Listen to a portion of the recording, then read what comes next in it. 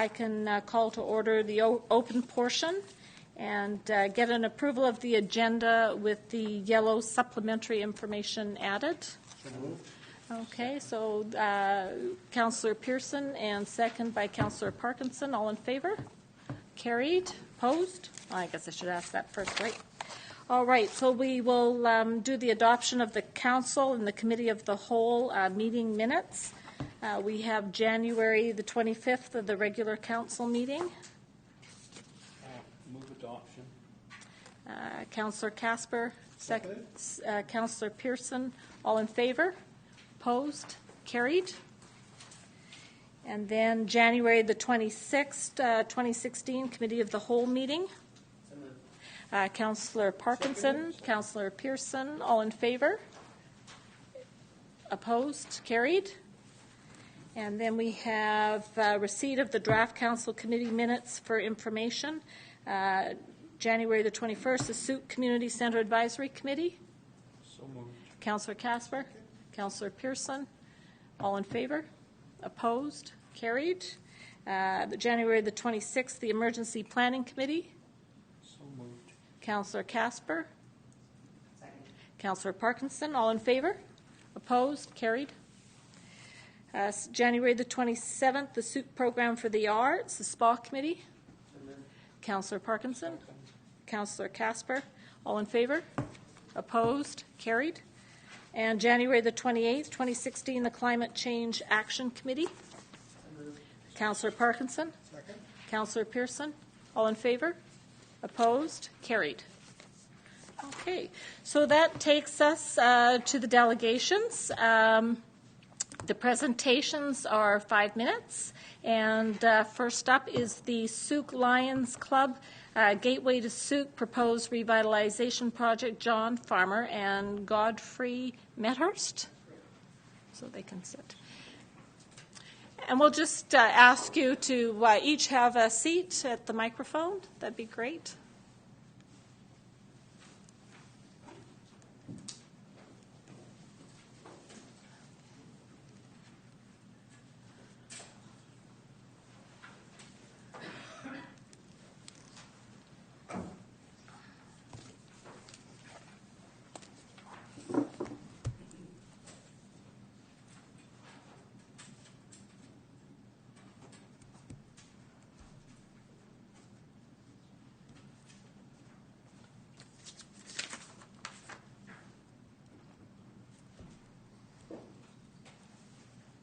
Everyone hear me? Yes. I think you have to push your button. Yes. There you go. Red light's on. Don't say anything bad. Don't say Couldn't possibly happen. Okay. Well, thank you, Acting Mayor and Council, the district, for having us here tonight. I'm just going to give a few of our concerns and then talk about the site itself. We will try to keep it to the 5 minutes. But having been a former politician, you know, sometimes that's a little tough. So here we go. The site is where the Welcome to Sooke sign is. It has water to the site. It has no washrooms, but sewers do run down Phillips Road. We know it's traditional to Sooke territory.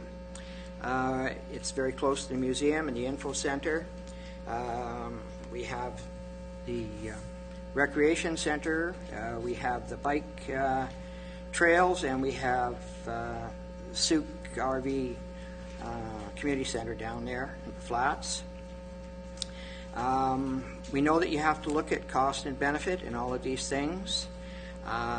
We would like to work with Rotary, the District of Sooke, the Aboriginals, schools, other interested parties. We could call them stakeholders. We have a lighthouse there, which could be a jewel in the making. We would like the approach to be one that we could be all proud of.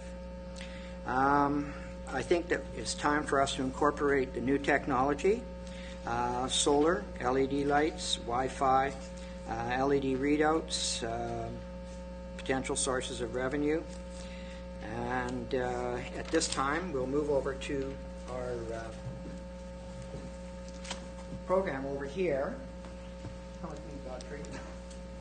This is a little small probably for you to you are.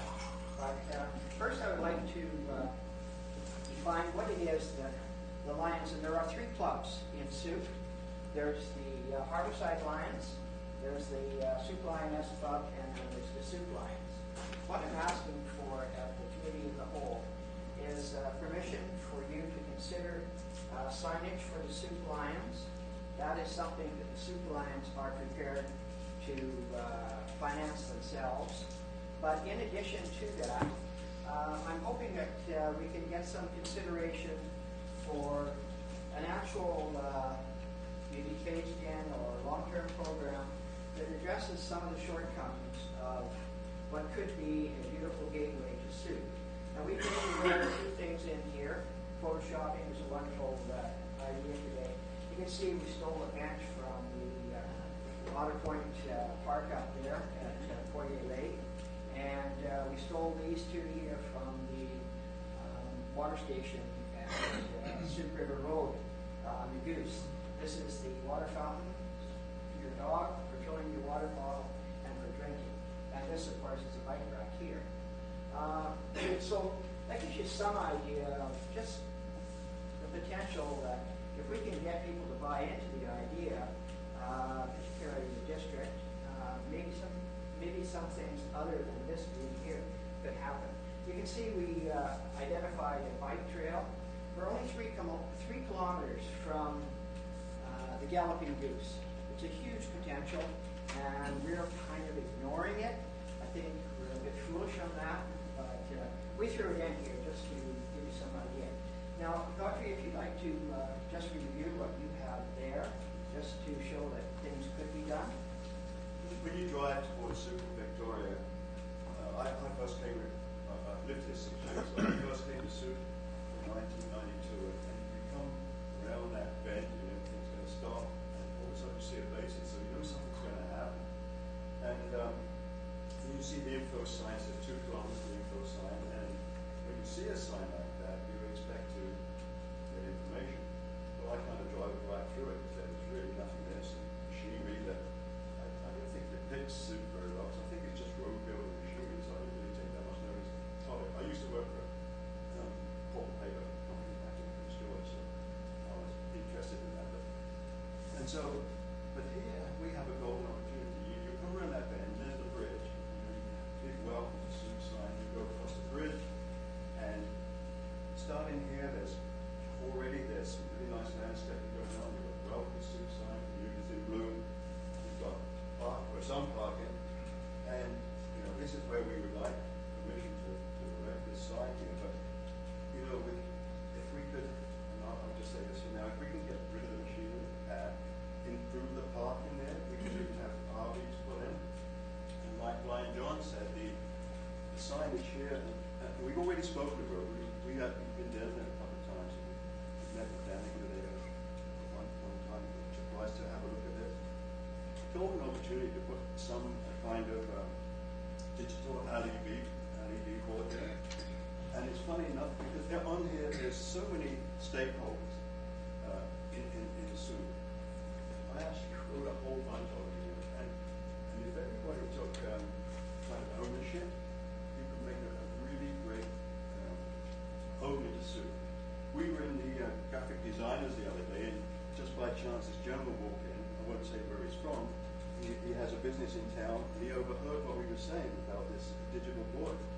He said, "Do you mean to tell me that if I could have my business highlighted on there, so somebody could come in and they look at the board and they say, oh, it's fishing charge, by the way, fishing charge, and I press a button, or I can see on here what." He said, "I buy into that, and this is just a chance thing." And you look at the stakeholders here. You've got City of Sooke, CID, Minister of Transport, Communities in Bloom, Three Lions Club, Rotary, Arts Council, First Nation Museum, Community Association, CPAR. It goes on and on and on. And each of those people have a share in making this vision. Is it 2017, the 150th anniversary of Canada? What a great opportunity to do something in that community for that. And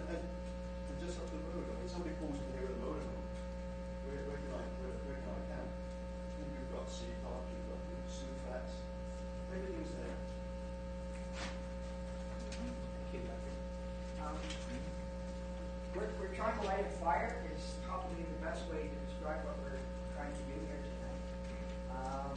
Just to reiterate, this is what the Lions Club of Soup would like coming out of the committee of the whole, going to council.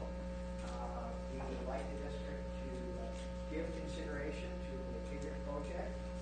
We recognize it has to go into strategy, it has to come under budget. All of those things have to happen. And if there's a potential for it to happen, we're certainly prepared to work with the district, with the ideas that we put forward here.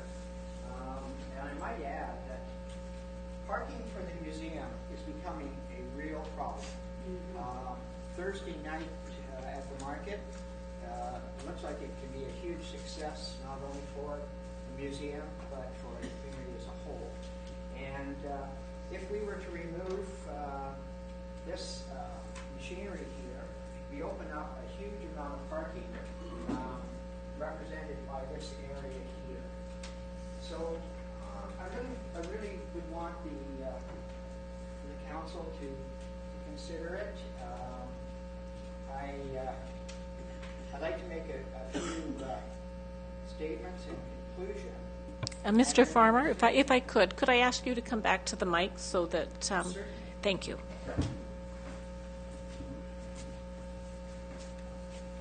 Thank you. So we recognize to go anywhere, we have to take the next step, and that has to come from council. We would like it to be considered under your strategic plan. We would like to be consideration in the budget. And more than all, I would like permission to meet and talk with Danica. She has a great amount of expertise that could lend it to ours project here. Certainly Wi-Fi needs to be brought in. That opens the community from East Souk to Port Renfrew with all the new electronics that everybody packs with them.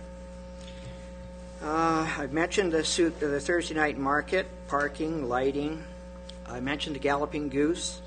There's a huge potential coming off the Goose if we could get them into our town. A potential for revenue increase with the museum. Potential for revenue increase at Sea Park. As I mentioned, the use of the bike park. Potential for increased revenue at the Souk Flats RV Park. I think if we did it right, there is benefits for all, and the new technology could lead us the way to the B&Bs, the beautiful places we have to visit, trails, everything that we have here in Souk. And I read that we want this to be a blue chip A1 tourist destination, and quite honestly, that's what everybody else wants. And if we're going to get there, we're going to have to work damn hard to get there. And I think this would help lead the way. So that's everything that I have now, but I'm certainly, we're certainly prepared to answer any questions. Thank you very much for your presentation. Lots of great ideas, and I turn it over to Council. Councillor Parkinson, then Councillor Pearson. Thank you very much for your presentation.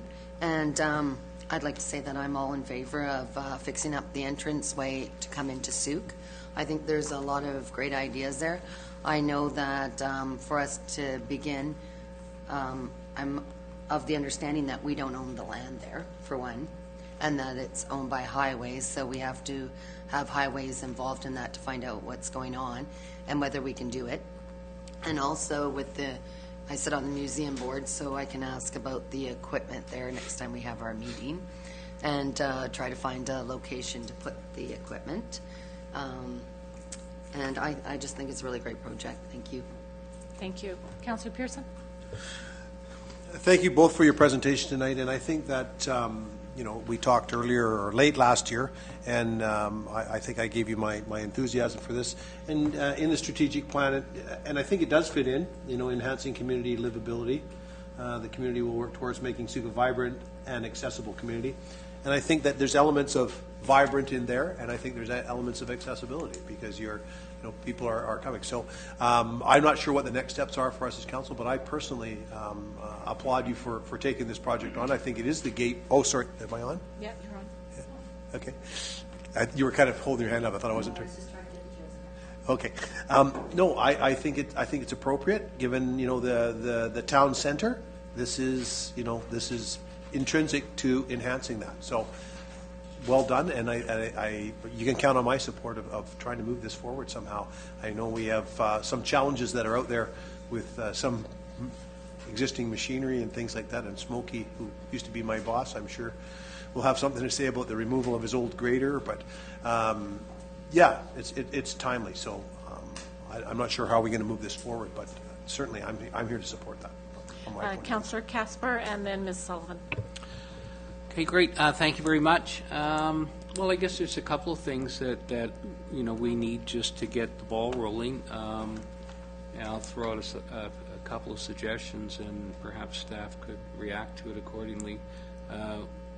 Both Councillor Ray and myself sit on the Long-Term Financial Planning Committee of Council, which looks at these types of projects and to see if we can identify those in the community plan based on what you said, short-term and long-term, and then to get a response from staff in regard to setting up a process on meeting with you and to actually put the plan together. So I don't have a problem with that. I think if we could do something at least to get the ball rolling beyond what it is tonight, that's what I think right now. So I'll just stop there.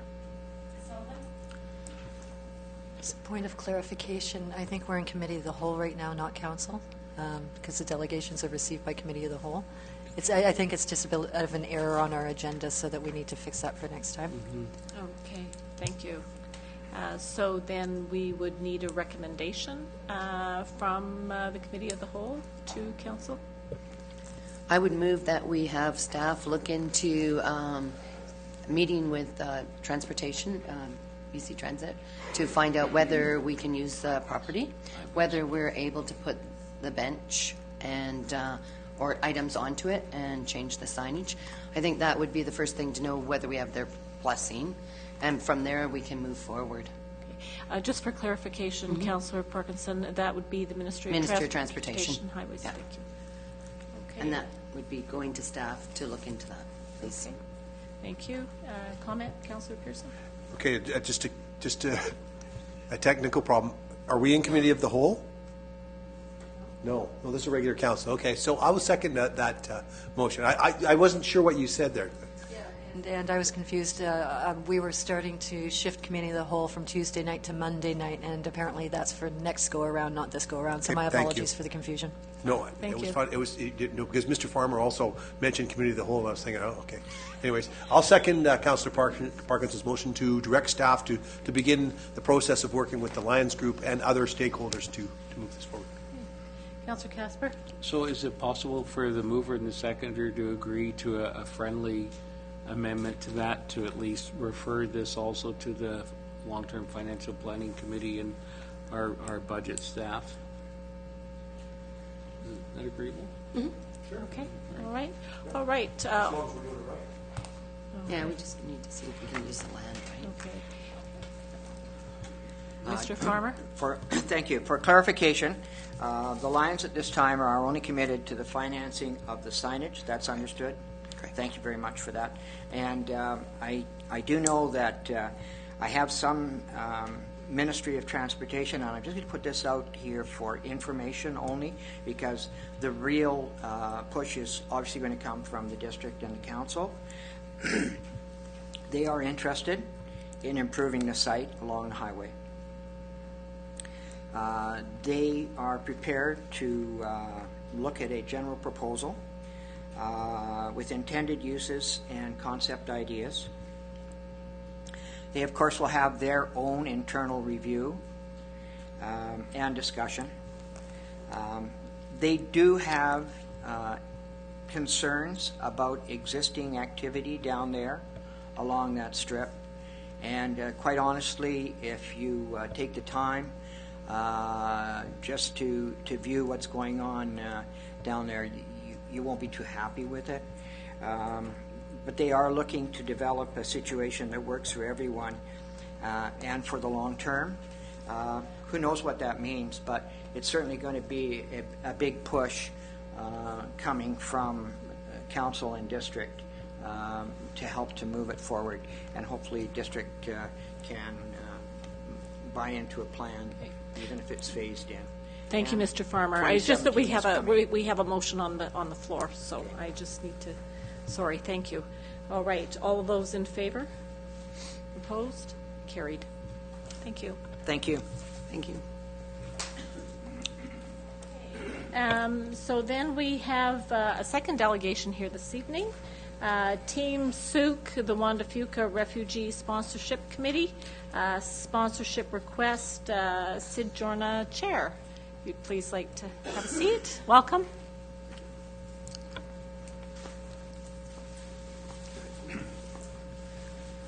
Madam Acting Mayor, Council, thank you very much for receiving our presentation. We are Team Souk, Juan de Fuca, a Refugee Sponsorship Committee, and we have set up in order to provide hope for one family who we aim to bring to Souk or the Juan de Fuca region, surround them with all sorts of services and support to acculturate them to our area and to give them hope. One of the motivations, we've all watched it on the news, but the Eastern Mediterranean, also known as the Middle East, keeps generating refugees.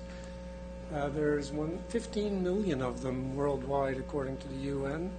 Many of them are living in camps, and some of them have been living in those camps for many years. Many of them are living on the streets like this, and there are hundreds of thousands of them pressing against the borders of the asylum seekers, so-called, against the borders of Germany. Now, our program is a sponsored refugee program, so we are not looking at the asylum seekers. We are looking at refugees who have been certified refugees by the UN and have been cleared by Immigration Canada. Half of the refugees are under 18 years old. They're mostly women and children. And that graphic sort of shows you. And these people really have no hope. You can watch the news clips and know as much about that as I do. Even though we come from a faith-based group, our organization is a committee of St. Rose of Lima Catholic Church. We're involving the other faith-based groups in Souk and also the wider community. Our emphasis is humanitarian. We are going to be looking at a refugee family on the basis of need, not on the basis of religion or lack of religion, and not on the basis of any particular country. So it's not necessarily a Syrian family. We could be looking at Iraqis, Afghanistanis, perhaps an Eritrean family. We have yet to choose the family, but that's coming up very soon, as you'll see. Well, why are we doing this? Well, first and foremost, from a humanitarian point of view, we think it's the right thing to do. We can make a huge difference to a family. I'm not sure how much we can do against 15.1 million, but there's one family that we can make a huge difference to. The diversity also will enrich our community, and it has been shown in the past by all kinds of statistics that properly acculturated, these people become useful citizens in our community. They benefit our community. So why Souk? Well, just a little bit of context. There are 42 refugee sponsorship committees that are already set up in Victoria. We're the only ones that are set up in Souk Juan de Fuca. And we think Souk Juan de Fuca has a real important role here. We have, relative to Victoria, Vancouver, and the other centres, reasonably affordable housing. We have easy access to services, even though it might take a bus trip to Victoria from time to time. We have a safe and welcoming place to raise kids, and we have a huge base of volunteers that are ready to help step forward in this activity. The sponsorship program is not just us. There's a huge organization that we have to satisfy and come under the umbrella of, and it's a very onerous process. There are 4 steps to it. We're currently in step 1, which is basically fundraising. I'll come to a fundraising slide in a minute. Once we have the requisite amount of funds that prove that we can do this, we will be matched with a family, and we will start the process of getting them through Immigration Canada and their exit visas and tickets to Canada. So we then welcome the newcomers, and then we adjust our support depending on what their needs are. But we will be, that is our committee, will be legally obligated to look after his family for a minimum period of 1 year. And the aim is to have them standing on their own 2 feet at the end of 1 year, but to be prepared to go no further if we have to. There's a legal structure. As I said, we're not all alone. We spring from St. Rose of Lima, Catholic Church. It just happens because that's the church I belong to, and I started it, so that's where we started. But we don't mean to just be a little Catholic group doing this. We're an interfaith community. And because of that, we're working through the Catholic Diocese of Victoria, who has a memorandum of understanding with the Anglican Diocese of British Columbia. They're important because they're the sponsorship agreement holder with Immigration Canada. And by going this route, we have immediate access to being able to provide tax receipts to people through the churches. We have an immediate umbrella of support and administration by the Anglican Diocese and Immigration Canada. So this takes about a year and a half out of our administrative process. So as sponsors, we undertake to pay for all of the family's basic needs for the period of 1 year, roughly, notionally at the same level that a welfare family would receive.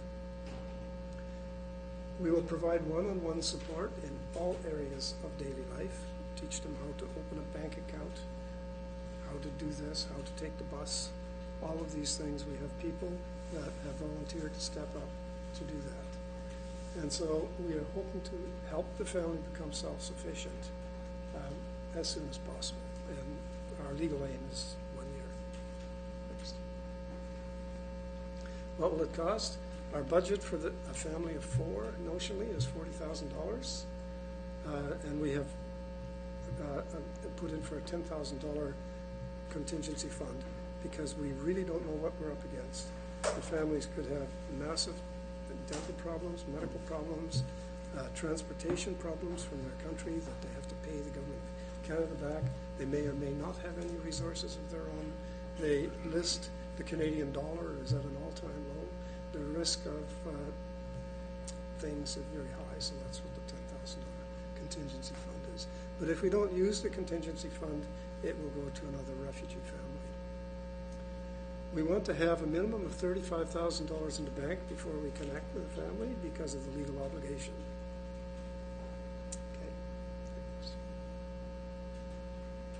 Any money donated that we get goes directly to pay for the family's expenses. There is absolutely nothing going into overhead or administrative costs.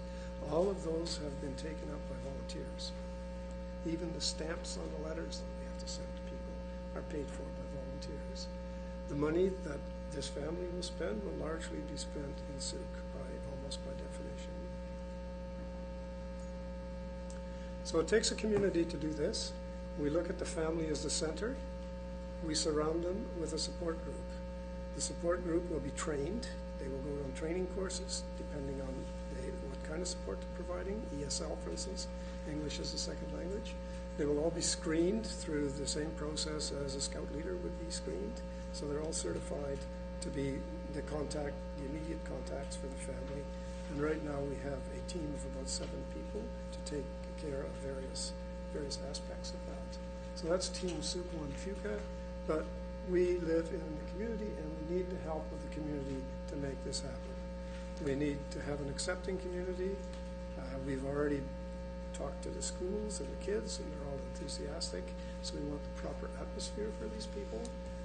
We want just about everybody, even if it's just a smile on the street, to be involved in bringing this family to Souk and saving their future. So please, this is what we're asking for at the moment. I'm not asking for any actual money at the moment, but give us your support and consider our grant application, which will be coming in before the deadline of your community grant application process. And the last thing there is refugees have been deprived of their homes, but they must not be deprived of their future. For one family, a family of four, maybe there'll be 5 or 6, we don't know, but notionally, family of 4, we hope to make the decisive difference. Thank you very much for your. Thank you, Mr. Jordison. Councillor Pearson, and then Councillor Casper, and Councillor Parkinson. Thank you, Mr. Jorna. Well done. Thank you for making that presentation tonight, and thank you for your personal involvement in this. I think it's incumbent upon us in many parts of the world to recognize how lucky we are, not by our own choice sometimes, to be here. And I applaud you. I will be supporting the grant when the application comes forward. So Thank you very much.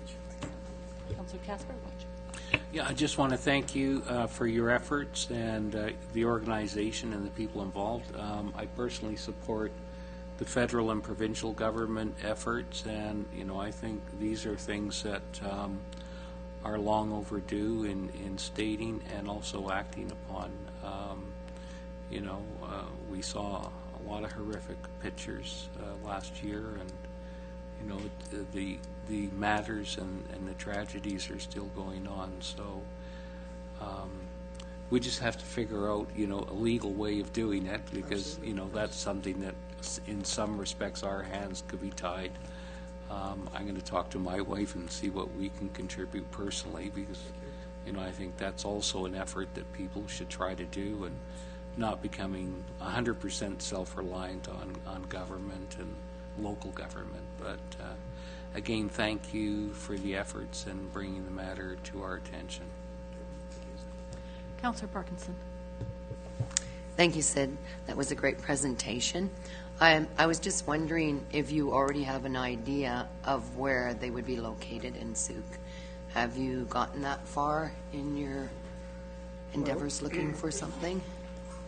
We're still quite a long way from actually bringing a family in, and where they will be located in Souk or Wanufica will depend on where we can rent a house or an apartment for them that's appropriate to the type of family that we get. But there are some other considerations.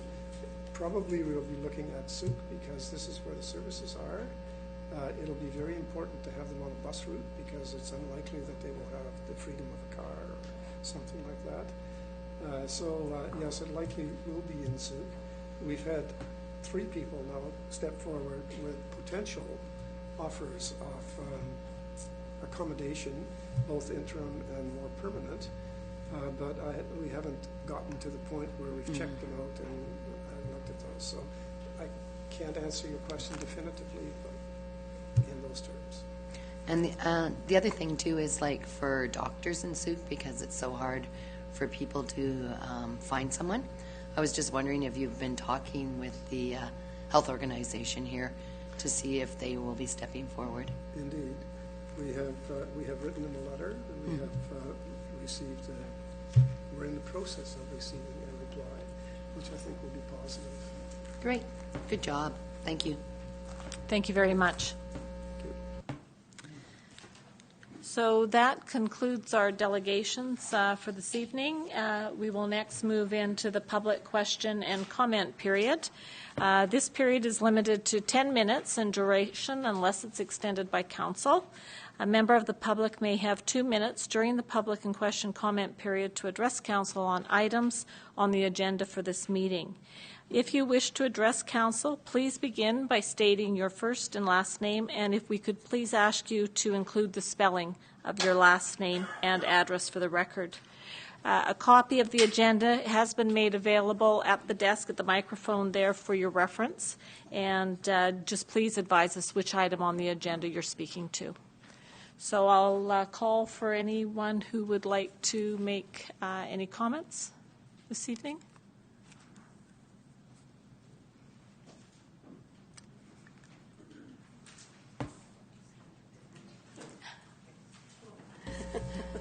It is, thank you. Ellen Lewers, Lewers. I just wanted to comment on the agenda here, B2 and B3, and I see that you've written a new zoning bylaw for the to include the brewery, a microbrewery, and I was just wondering why we didn't just look at doing a zoning bylaw change, like write a new zone for the use that the applicant applied for in Idlemore Road. Is there a reason that we didn't just write a new zoning bylaw, a new zone? Because it's totally, there isn't anything in our bylaws to describe it. There's nothing in our OCP to describe it. So we've ended up with something that isn't there, really. So I was just wondering if that's possible, and if it was possible, if it can be changed at a later date to reflect the real use. Those are just questions I have. Thank you. Thank you, Mrs. Lurs. Anyone else would like to speak? Okay. Mr. Christensen, you. Welcome. Thank you, Mayor and Council. I just wanted a couple of comments. My name is Warren Christensen. If you could just push the red button there, please. Warren Christensen, 2427 Valley View Place. And the only reason I'm here tonight is because there's been a bit of angst in some quarters in town. Not all, but a few. And there was a couple of things that struck me recently. One being that council went outside the box, thought outside the box in hiring a new CAO. They didn't use the same old hiring pool of recycled CAOs, and I thought that was very good.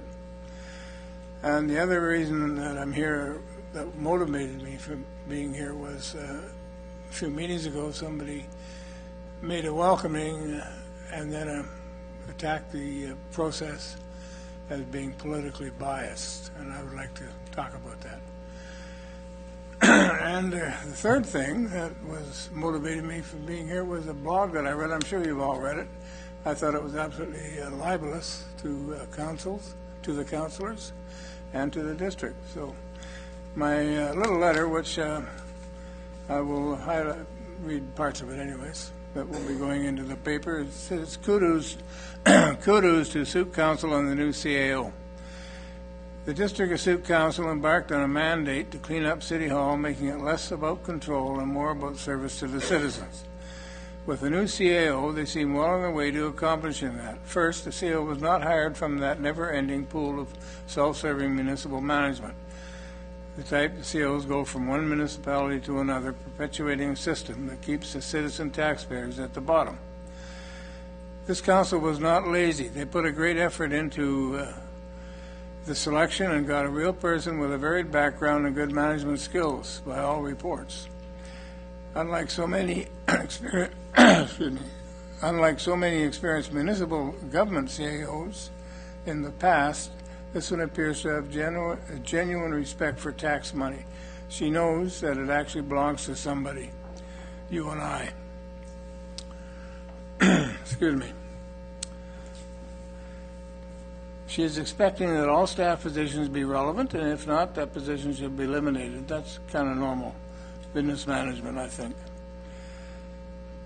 All staff should have a job description and boundaries. That's also very normal. She is not operating in isolation. She has taken the time to talk with over 200 Sault citizens as well as staff and others. As a result, has a good feel for what people are expecting and what is required. She has the support of council, at least most of them, and I know she has the support of the majority of citizens, seen by most as a welcome change. There was, in the hiring committee, there was a point where somebody accused council of having political bias. So I'd just like to make a point there. When somebody tried to make a point with political bias, one of the members of the committee had had a connection with the Conservative Party. The other member of the committee had been a sitting NDP or MLA for many years. And the third member of the committee had a Liberal Party connection. And what that means is none of it matters a damn. So I finished that one off by saying to all these people that are concerned about that, chill out and give your collective heads a shake. The third point, and this was very concerning to me, was the blog that I read. And I don't know if anybody's familiar with blogs, but I'm not that particularly familiar with them myself, but it seems to me it can be a platform of garbage. And this one is a place where people can talk, say what they want, talk nonsense, spill venom, whatever, without using their own name. That's something I always found to be cowardly. And there were several blogs. The main one, under a stock name that is used all the time in that particular blog, it could be a Mildred, a David, a Jeff, could be anybody writing the thing. The blog, aside from being libelous, which I felt it was to you folks, is pure garbage. Some contributors to this type of blog really believe that they believe in democracy only for themselves, and that in many cases they believe their own intellect is higher than anybody else's. Nothing could be further from the truth. And basically, that's all I have to say. But I congratulate Council on the moves they've made recently, and the new CAO, who I met recently. And I'm very impressed, and I think most people that I talk to in town are too. So, thank you very much. Thank you, Mr. Christensen.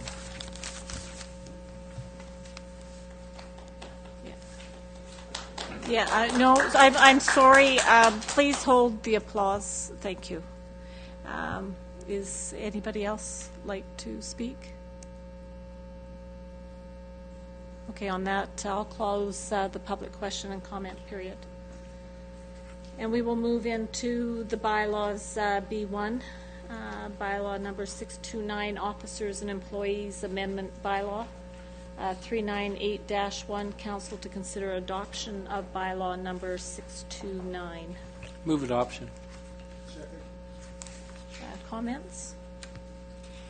All in favor? Opposed? Carried. Okay.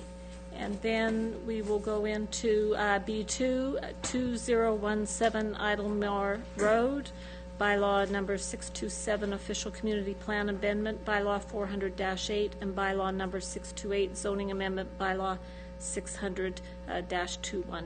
Council to consider adoption.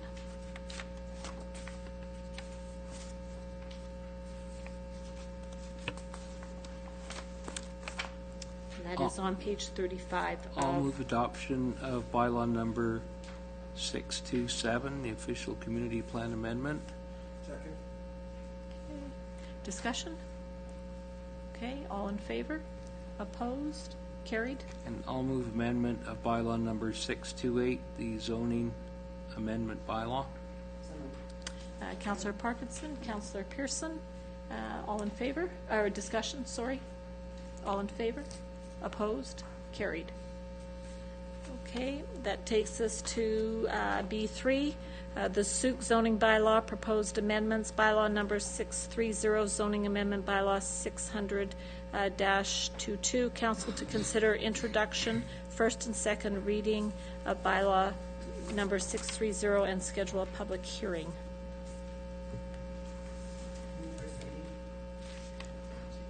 I think, sorry, Councillor Parkinson, that's my error. Miss Lecision. Lecision, you got it. Thank you.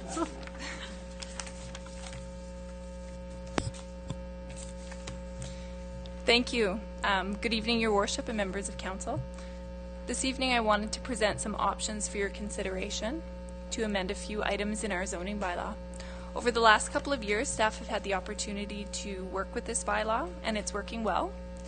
But there are some bits of language that require clarity and some potential uses that require further consideration by Council. This evening, I'm just going to walk you through 3 proposed amendments to Bylaw 600, which, if you look at the draft bylaw attached to your report, works out to a series of changes throughout the bylaw in order to provide consistency in language. The following amendments are proposed. An accessory dwelling unit, 1 per lot, in the commercial and industrial zones. Clarify that those units are to be located above or to the rear of the business, and to add microbrewery and artisan industry to some of the commercial zones. So the first question might be, why are we considering these things? In working with the bylaw, staff have heard from a number of businesses who are looking at the potential to relocate here. A trend has been that artisan type businesses, cheesemaking, sea salt, seaweed, brewing, distilling, are looking for locations, usually smaller sites, more affordable land, higher visibility locations to capitalize on tourism, and quite often sites that are serviced with both water and sewer. 2 reports have recently been released, one from the Royal Road students who were looking at Souk's tourism potential, and then the Souk Chamber of Commerce hosted an economic development symposium back in September that summarized priorities from local stakeholders. I've heard, and I'm sure most of you have too, that the words live work, brew pub, microbrew, and artisan in Souk more times in the last 2 years than ever before. And you hear it in the news in other locations around BC nearly every week. So with that said, staff are taking a proactive approach and looking at the options for incorporating these types of uses into our existing zones. The end result is to hopefully make Souk more attractive for local entrepreneurs to create businesses that can grow here, and also attract businesses to relocate to Souk. So the first amendment proposed addresses options for live work. Currently, there is a provision in Bylaw 600 for employee housing. However, technically, employee housing requires a formal housing agreement with the district. This use has its place, but it does not address the option of having 1 dwelling unit for the business owner or for the caretaker to live on site.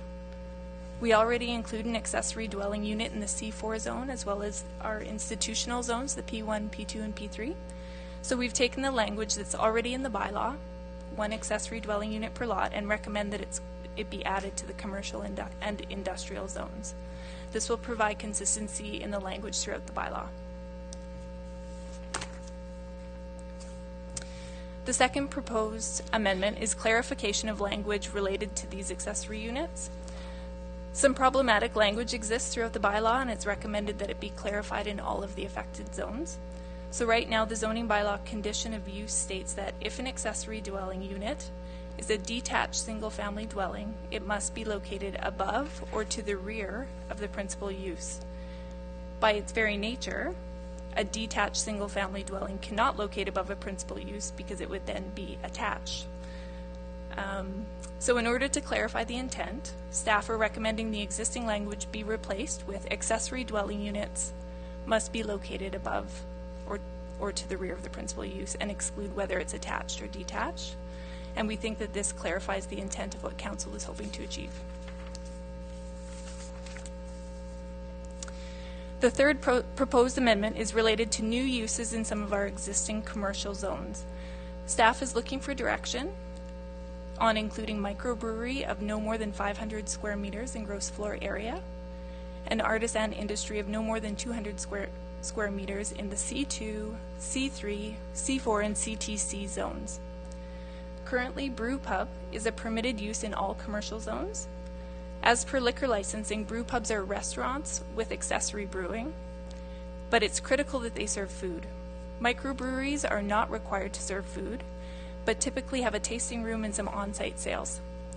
Staff is looking for clarification from council that microbreweries of a limited scale is a logical fit in the C2, C3, C4, and CTC zones. The other land use up for discussion is artisan industry of no more than 200 square meters. This use is currently permitted in the CTC zone. Staff is asking council for direction on whether to also include this use in the C2, C3, and C4 zones. New craft industries are emerging all over the island, including in and around Souk. These artisan-type industries can create an interesting mix and vitality in the core. The scale recommended for each of these uses is based on research from other municipalities, and it's important because the majority of existing commercial properties affected by these amendments are located in our town center. It's also important because larger industrial type uses would not be appropriate for the town center or community residential designations in our OCP. As mentioned throughout the presentation, none of the uses brought forward this evening are new. Each of these uses exists in the bylaw today, but in other zones.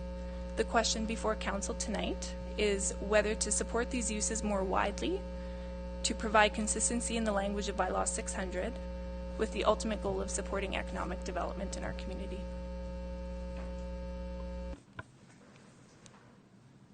Thank you, Ms. Lecision, for your presentation. Pleased to see it. Councillor Pearson. Thank you, Ms. Lecision, and excellent direction. I have a couple of questions. I'll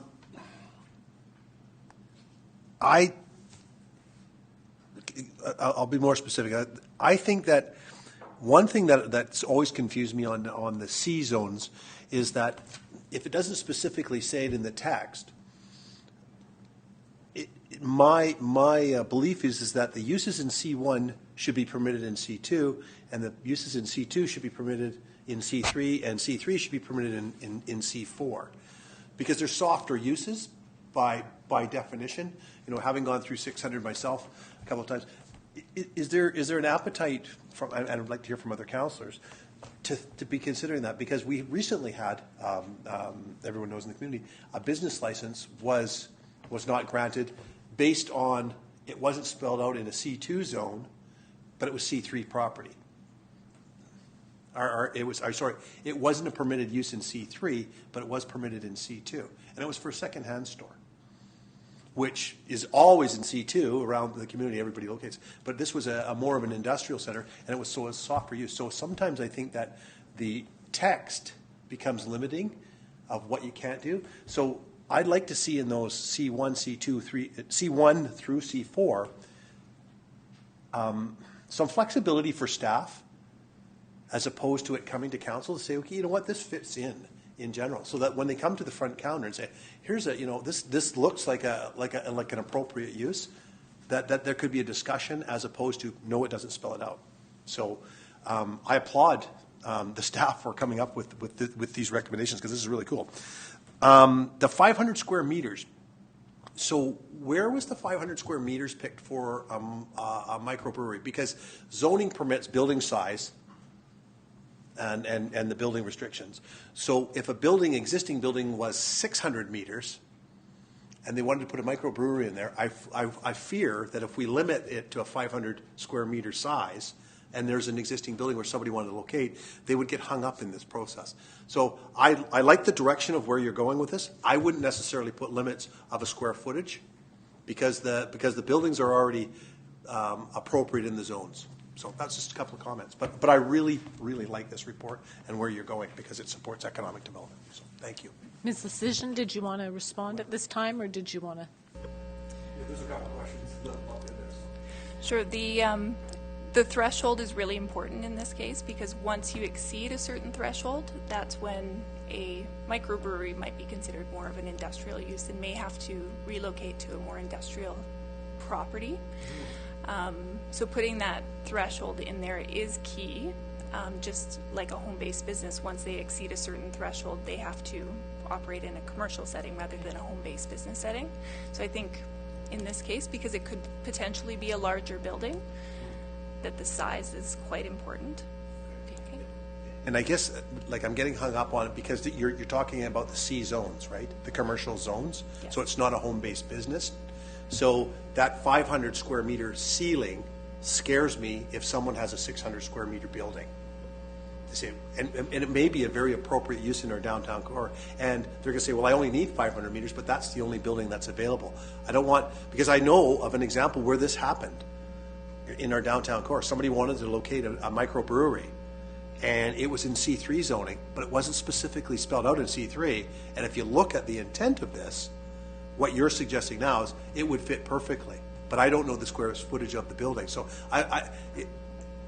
I don't want restrictions on it. I like I say, I'm really enthusiastic that this is going the right way. I just kind of get scared when it's a 500 square meter threshold in an industrial zone, which the C zones are, or commercial, I should say, not industrial. Thank you. Councillor Casper? Well, I just want to hear a response in regard to the question you asked about the lesser uses in C1-2 being automatically permitted in a C3 zone because they are of a lesser degree and would have less impact, whereas the C3 or the C2 would have a greater or broader impact than the C1. Did you want to respond to that? So our commercial zones are not laid out that way. We do have industrial zones where we say all M1 uses are now allowed in the M2. All M2 uses are allowed in the M3. So we do build on it that way in our industrial zones, but we do not do that in our commercial zones. We have very specific zoning for each sort of type of commercial. We have, the more recreational commercial. We have more, and they're more unique to each specific commercial zone. Maybe if okay, go ahead. Well, okay, well, but now can I have my questions now? Yes. Or comments? So I actually support the concept of allowing the uses, and my reasoning is this: let the marketplace determine where it's going to happen. We've already made a decision that seems to work for the industrial classes of properties, and where the smaller use is permitted in the secondary, and the primary is permitted in the third. And I think it could equally apply in our other commercial areas. I really am enthusiastic about what's being presented. I think all of what you said should in fact be done. I'm prepared to even want to see this approach apply to our residential zones. And the reason I say that is because in our residential zones, we had a single listing of permitted uses. And there were 7, 8, 9 uses.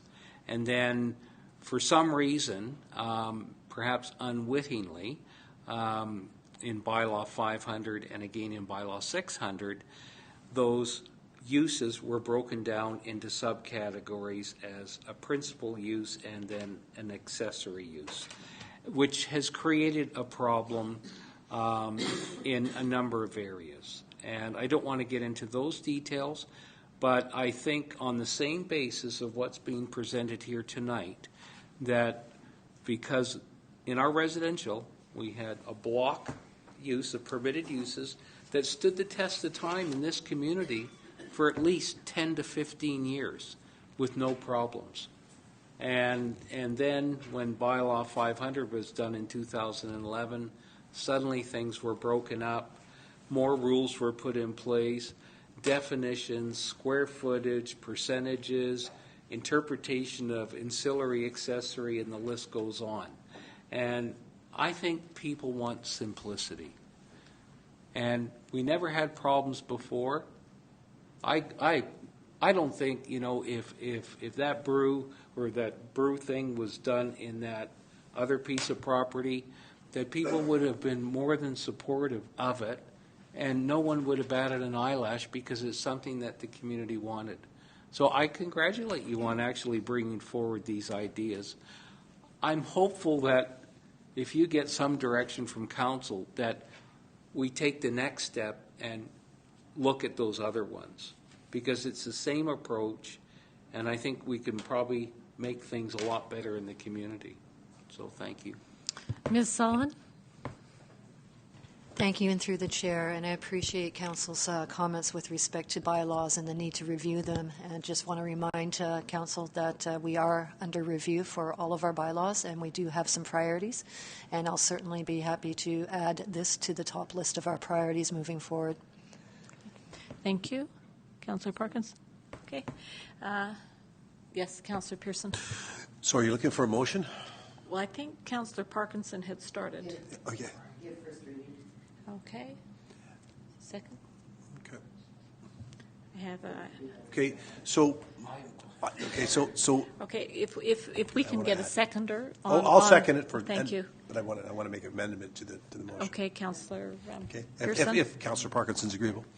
I'd like to second the motion, and also I'd like to make a friendly amendment to it that is part of this is that we consider the concept through the C zones, that it be consistent through the C zones, that C1 is permitted, C1 use is permitted in 2, 3, and 4, 2 is permitted in 3 and 4, but we can't go downhill, so that the tougher or harder uses.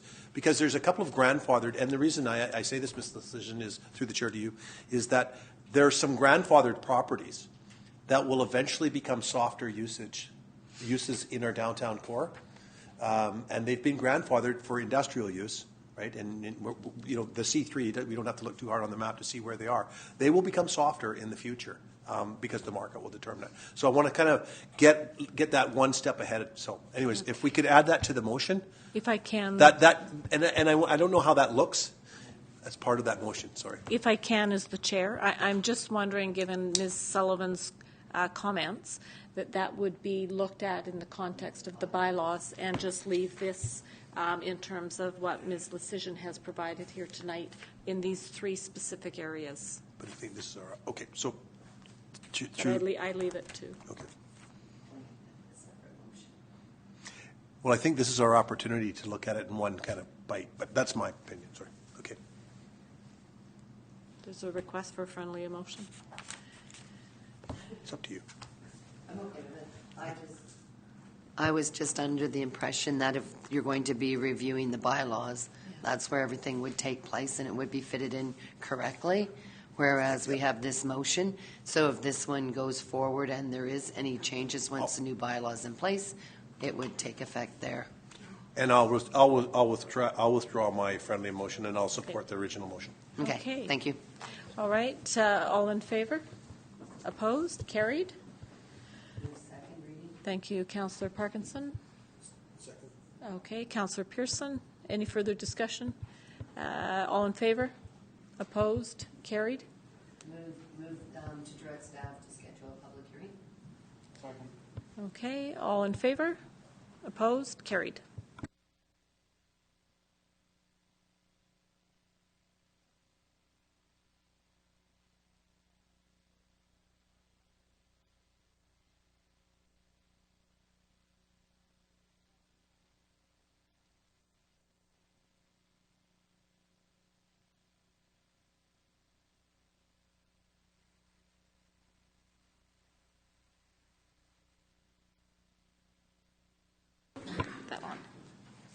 Yes, I attended the Wanafuka Water Distribution Commission meeting on February 2nd, and, you know, there was normal business, but the one that's of interest to us is that the Wanafuka Water Commission direct their staff to include Otter Point Road water main extension between Laron Road and the District of Sauk municipal boundary for consideration in the 2016 Wanafuka Water DCC plan update, with the intent of determining if there is rationale for this extension would be considered a DCC project. So that was discussed, and so later, and the timeline for all of us, for council's information, is that a report will be coming back to the Wanafuka Water Commission late fall or fall of 2016. The issue we raised, and it was your motion that got to the commission, was that it be considered from the DCC fund. The DCC fund is very specific, and the legal opinion of the commission that the commission got was that the existing projects were identified in the DCC plan. So now to consider this for a DCC project, collecting DCCs to pay for it would mean that they would have a segregated fund, a DCC fund. So it's a little bit complicated. That DCC fund would be funding the existing projects. Going forward, they would have a segregated fund that would fund this project or other projects that would be identified then. So the report will bring us a user pay, a DCC fund, and potentially partnering with Sauk for a latecomers agreement. So there's a number of things that will be recommended to the commission in the fall when that comes up there. So the other thing is that Sauk has, we got an expedited or an accelerated process getting into the hopper for this project. Anyways, it's a good news for us. It's in the hopper for a project for Juan de Fuca Water Distribution to go from LaRonde Road on Otter Point to our district boundary. So that's it. Great. So good news. Excellent news. Thank you, Councillor Pearson. Councillor Casper? Yeah, I've attended committee meetings on council's behalf for CRD, Environment Committee, Regional Parks Committee, the Planning, Transportation, and Protective Services Committee. The meetings we had in January, we reaffirmed the 2016 work plans for those committees, and that's being done throughout the CRD, just to firm up the workload and to do what, in fact, is needed, not necessarily what's wanted, and also to be mindful of the tax dollars that people are generously paying out for those services. I made sure that all of the council members received the Mackenzie Interchange project update that was presented by the Ministry of Transportation and Highways. So hopefully you got your copies. I know staff made sure you did have that. And if we could perhaps get a PDF of that put on the district website, that would again inform the residents. The Transportation Planning Committee was given an extensive presentation by MOTH, and they are also going to be having another public open house in regard to the preferred interchange design and to get input on that. So that's my report on that. And I know that 4 of us attended the what is it called, the LGLA conference over in Richmond on a wide range of issues, and I think all of us found it a good experience and a good learning curve. So great. Thank you very much for the opportunity. Ms. Sullivan, did you want to respond to a comment Councillor Casper made? Yes, I did. I just wanted to let Councillor Casper know that it is up on our website under What's New. Well, thank you very much. I appreciate that. Thank you. Councillor Parkinson. Okay. Well, I too, along with members of council, attended the LGLA, and our CAO, Teresa Sullivan, was also there. I think these are opportunities that are very advantageous to all of us as we learn, always that constant learning cycle, and always brings added value to the work that we do here. Just as a follow-up, I just want to say that Council instructed our CAO, Teresa Sullivan, to conduct a review of the operations of the district. This process was to be inclusive of staff, business, and community members. Ms. Sullivan was to engage in thorough interviews with all staff of the district to get input on what was working well and where improvements could be made. The review also expected consultation with community members, user groups, and stakeholders, a process that should be continuous and does have the full support of Mayor and Council. Initial changes have been made to better serve the public and to make certain the District of Sauk services are well aligned with the district's strategic plan. This will enable Council to continue to implement key measures of the strategic plan, being fiscally responsible, building on improved customer service, and encouraging economic development. As any organization moves forwards, change is inevitable. The District of Sauk will continue to strive to provide better service, to do a better job for community, business, and resident alike. I'd also like to add that I am in regular contact with Mayor Tate, and she is apprised of all aspects regarding the district. And finally, I would also like to ask the community to be sensitive to the fact that our mayor is a new mom and be respectful of her leave so she can spend time with her family worry-free. Thank you. All right. Ms. Sullivan, your report. Thank you. My work to date is to make sure that the District of Sauk is following good governance practices. The duties of the CAO and senior managers are outlined in Section 147 of the Community Charter, our officers' position bylaw 398, and the district's purchasing authority. Implementing the District of Sauk's strategic plan is a priority for this mayor and council, and hence for myself and senior staff. The 5 pillars of fiscal sustainability, excellence in management and governance, community planning, economic prosperity, and enhancing community livability will be our focus over the next 4 years. To that end, I would like to introduce you to our new leadership team. They have been tasked with serving the public in a more efficient manner, with additional accountabilities being put in place to ensure we get the job done. We have eliminated silos within the organization that will lead to increased sharing of work files to improve productivity and streamline processes. This will be the norm, not the exception. These changes will enable greater efficiency to provide better service in a more timely fashion.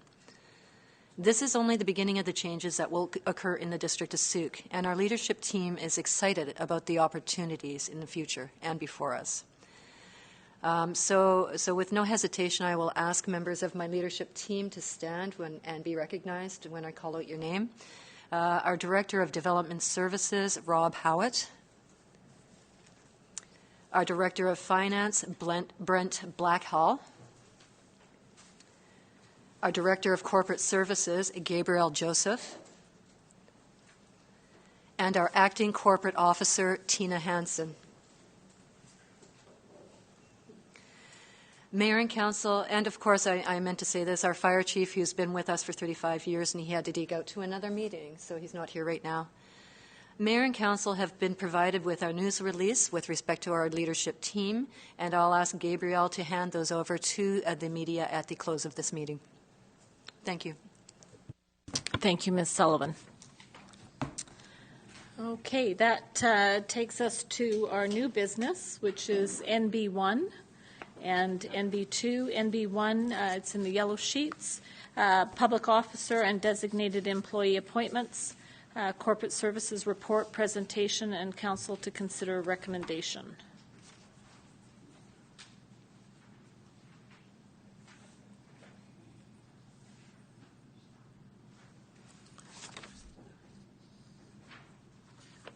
Do we have a presentation, Ms. Sullivan?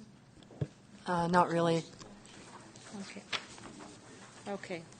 It's a report that we are recommending to appoint Brent Blackhall as financial officer, a.k.a. the Director of Finance, under Section 149 of the Community Charter. Thank you. I'll move the recommendation.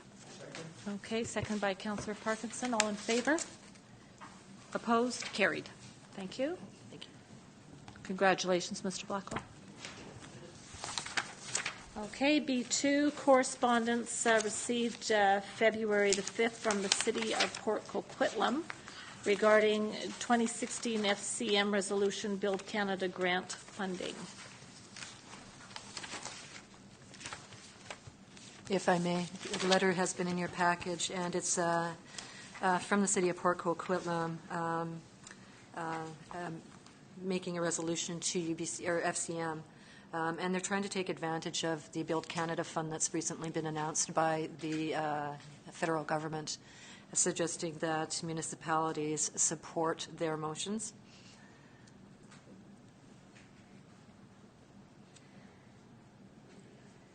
I'll move support of the City of Port Coquitlam's resolution to the 2016 FCM conference Build Canada grant funding.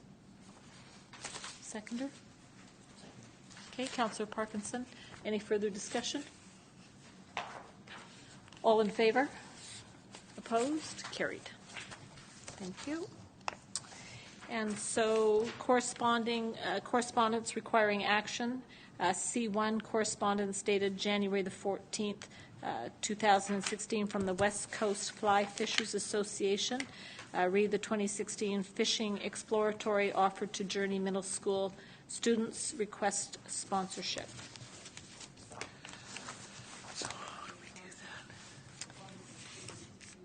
that? My turn? Well, actually, it's just for requiring for action, unless anybody from council has questions. Okay. Councillor Parkinson? So I think this is a great program with the children. This is the West Coast Fly Fishers Association, right? I think it's great, but I'm not 100% sure what you would like from council. So that would be great if you could tell us after reading the letter. The West Coast Fly Fishers Association was founded in 2002 specifically with providing opportunities for juniors to learn to fish and to fly fish. We had originally a fair contingent of juniors, but now they're grown-ups, and we would like to have more junior members. We have for 14 years provided fly tying instruction to the Journey Middle School at least once a year, sometimes oversubscribed, so sometimes we had several sessions. And these sessions usually had a budget of around $300, which was in part picked up by the school, and if it wasn't, which was the case in the last years, we picked it up from our own club budget. Now, last year, the vice principal asked us whether we couldn't do more than just fly tying, namely fishing. So we have now been working since November towards a program where we will introduce 27 grade 7 and grade 8 students to fishing in 5 consecutive events. However, the budget for that is not 5 times as much as it used to be, but it's about 10 times as much. We have made big efforts to raise funds and support. We have very good support from the Freshwater Fisheries Society of British Columbia and from several companies. We put the emphasis on providing safety equipment for the kids, namely glasses to protect the eyes and swimming vests and so on. But so far, even if we assume that we get these safety measures from industry, we still have a shortfall of about $500. And we wonder whether there could be some financial support to alleviate this task. Thank you. And I'm sorry, are you Mr. Moore? I am Jochen Moore, yes. Moore. Okay. Well, thank you. Excuse me. Thank you for coming this evening. A question just as a follow-up. So we have a community grant process where you can make an application to get support from the district for programs, and we have different categories. Mm-hmm. One is sort of capital items, which sort of glasses would fall in.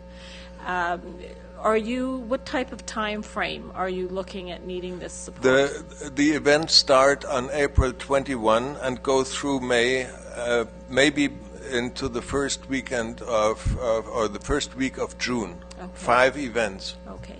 Perhaps maybe what I could ask is, Mr. Blackhall is our Director of Finance. He's sitting right there to your right.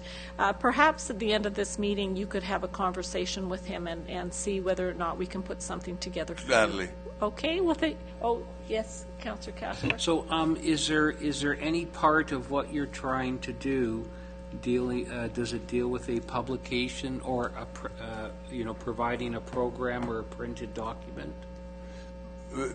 We have lots of. Are you asking whether we have written documents? Yes, that you're going to produce a written document or a course outline or something along like that.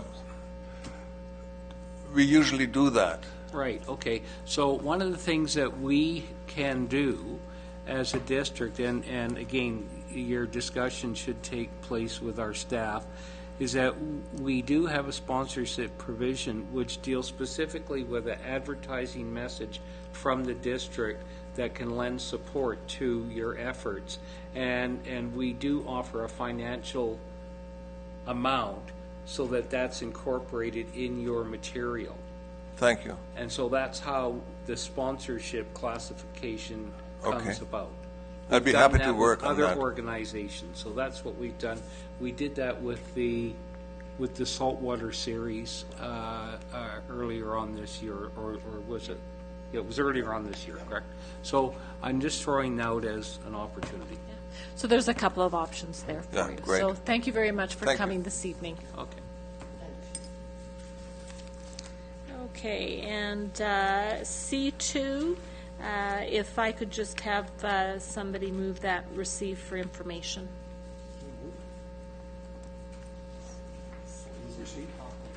No, we're just looking at receiving it for information. We've had conversation with the Souk Chamber, and they've just asked us to receive it for information.